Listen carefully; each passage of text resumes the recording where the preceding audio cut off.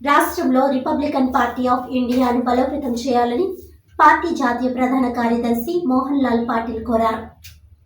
ఈ సందర్భంగా సోమవారం కాకినాడ సూర్యకళా మందిరంలో పార్టీ రాష్ట్ర కార్యవర్గ సమావేశంలో ఆయన మాట్లాడుతూ రాష్ట్రంలో రిపబ్లికన్ పార్టీ ఆఫ్ ఇండియాను బలోపేతం చేసేందుకు నూతన కమిటీలను ఏర్పాటు చేయడం జరిగిందన్నారు. అనంతరం రాష్ట్ర అధ్యక్షులు పిట్టా వరప్రసాద్, ప్రముఖ న్యాయవాది ముప్పాల సుబ్బారావు మాట్లాడుతూ రాష్ట్రానికి జీవనాడి పోలవరం ప్రాజెక్టును తక్షణమే పూర్తి చేయాలని అన్నారు. ఈ ప్రాజెక్టుకు అందుబాటులోకి రావడం వలన రైతులకు మేలు జరుగుతుందని పేర్కొన్నారు. కాకినాడ పోర్టును అభివృద్ధి చేయాలని, దానివల్ల వేలాది కార్మికులకు ఉపాధి కలుగుతుందన్నారు. విశాఖ స్టీల్ ప్లాంట్ ప్రైవేటీకరణం పూర్తిగా వ్యతిరేకిస్తున్నామని అన్నారు. తమ పార్టీ తరపున కేంద్ర రాష్ట్రాలపై ప్రైవేటీకరణ అడ్డుకునేందుకు పోరాటాలు చేయడం జరుగుతుందని అన్నారు.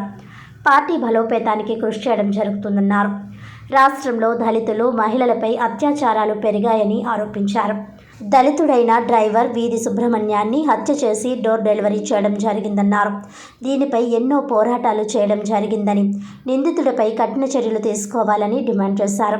అదేవిధంగా కోడికత్తి శ్రీను విషయంలో కూడా జగన్ ప్రభుత్వం తీవ్ర అన్యాయం చేసిందని, తనకు సంబంధం లేని కేసులో ఇరికించడం జరిగిందన్నారు. అనంతరం నూతనంగా నియమించిన కమిటీ సభ్యులకు నియామక పత్రాలను అందజేశారు. ఈ కార్యక్రమంలో పార్టీ రాష్ట్ర వర్కింగ్ ప్రెసిడెంట్ పి బాలకృష్ణ, రాష్ట్ర ప్రధాన కార్యదర్శి ఎం బాబీ, రాష్ట్ర అధ్యక్షులు నాకమల్లి రాజు, రాష్ట్ర ఉపాధ్యక్షులు గురుమూర్తి, జి పూర్ణిమ, రాష్ట్ర మహిళా అధ్యక్షురాలు బి లక్ష్మి, పార్టీ నాయకులు సత్యనారాయణ, మోహన్ రావు తదితరులు పాల్గొన్నారు. Republican party of India Ambedkar का राष्ट्रीय महासचिव हूँ। आज काकीनाड़ा में Republican party of India Ambedkar के प्रदेश कार्यकारिणी की बैठक हुई। इस बैठक में सभी 26 जिलों के जो प्रतिनिधि है यहाँ उपस्थित हुए हैं और चर्चा के बीच में रिपब्लिकन पार्टी ऑफ इंडिया को पूरे आंध्र प्रदेश में कैसा डेवलप करना चाहिए, इसके ऊपर सभी कार्यकर्ताओं के विचार सुने गए और रिपब्लिकन पार्टी जो प्रोग्राम दे रही है यहाँ के लोगों को, हम अपने कोई सताए हमें बताया, ऐसा एक प्रोग्राम है हमारे पार्टी का, पूरे देश के अंदर में हम चला रहे हैं और वो प्रोग्राम हम आंध्र प्रदेश में भी चलाने वाले हैं।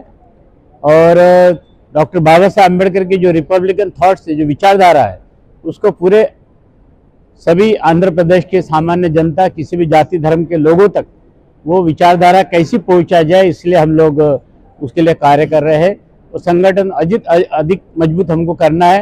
आपको मालूम होगा कि आंध्र प्रदेश की काकीनाड़ा जिले में एक समय रिपब्लिकन पार्टी का एमएलए रह चुके हैं रमन्या जी, यहाँ से अमलापुरम जो रिजर्व सीट है वहाँ से। तो हम चाहते कि काकीनाड़ा जिले से भी रिपब्लिकन पार्टी का कोई एमएलए इस विधानसभा में बीवी रमैया और इसकी जैसा एमएलए यहाँ से खादी काकीनाड़ा जिले से जीत की जाए। इसके लिए हम लोग यहाँ पे एक प्रयास कर रहे हैं कि काकीनाड़ा जिले से कोई रिपब्लिकन पार्टी का विधानसभा में कोई प्रतिनिधि जीत के है। आगे बाकी बोलो ना। పెద్ద రాజకీయ కుట్రకోణం ఉందన్నావు, ఎన్ఐఏ స్పష్టంగా విచారణ జరిపింది, దీంట్లో రాజకీయ కుట్రకోణం లేదు, దాని మీద పెద్ద ఎత్తున మనం ప్రచారం చేశాం. ఎస్ వీధి సుబ్రహ్మణ్యం కానీ, కోడికత్తి శ్రీని కానీ, ఇలాంటి వాళ్ళ మీద, సుధాకర్ మీద కానివ్వండి, ఇలా వీళ్ళందరి మీద వేధింపులు గురి చేస్తున్నారు. ఇది దళితుల వ్యతిరేకమైనటువంటి విధానాలు అవలంబిస్తున్నారని చెప్పాం. అటువైపున వాళ్ళందరూ ఏకమయ్యారు, వాస్తవాలు గమనించారు. మాస్క్ పెట్టుకోమని చీరాల కుర్రోడిని పోలీస్ స్టేషన్లో చంపితే దిక్కు దివానా లేదు. కిరణ్ ఇలాగ ఒక్క చోట కాదు, చెప్పుకుంటూ వెళ్ళకపోతే కోకొల్లలుగా దళితుల మీద దాడులు జరుగుతుంటే నిష్పక్షపాతంగా వహిస్తూ ఉన్నారు. ఇప్పటికైనా ఈ జిల్లా కలెక్టర్ గారిని, ఎస్పీ గారిని రిక్వెస్ట్ చేస్తూ ఉన్నాం, బీవీ సుబ్రహ్మణ్యం కేసులో చట్టబద్ధంగా రావాల్సినటువంటి ఏదైతే బెనిఫిట్స్ ఉన్నాయో, వృద్ధాప్యంలో అనారోగ్యంతో బాధపడుతున్న వాళ్ళ తల్లిదండ్రులకి ఇవ్వాలి, వాళ్ళ మీద దేశం బతుకుతున్నటువంటి వాళ్ళ అబ్బాయికి జాబ్ ఇవ్వాలి, భూమి ఇవ్వాలి, ఇల్లు ఇవ్వాలి. ఇది చట్టంలో ఉన్న అంశాలు. అంతేకాకుండా చట్టానికి అధిగమించి కూడా కలెక్టర్లు కొంత ఆర్థిక సహాయం చేయడానికి అవకాశం ఉంది. ఆ దిశలో ఇచ్చి ఈ సమాజంలో దళితులు ధైర్యంగా జీవించేటువంటి రక్షణ కల్పించవలసిన ప్రస్తుత ప్రభుత్వం మీద ఉన్నది. ఆ విధంగా చర్యలు తీసుకోకపోతే ఈ రాష్ట్రంలో అత్యధిక భాగం ఉల్లంఘిస్తుంది, చట్టాలు అనుభవిస్తుంది ఎవరంటే ఆదివాసీలు, దళితులు, మధ్యతరగతి వాళ్ళు.